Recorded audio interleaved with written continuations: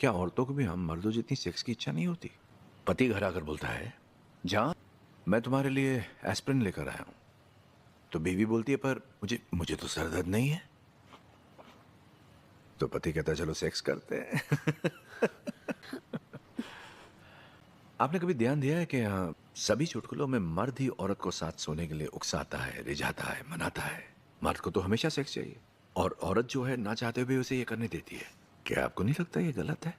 क्या औरतों को भी हम मर्दों जितनी सेक्स की इच्छा नहीं होती?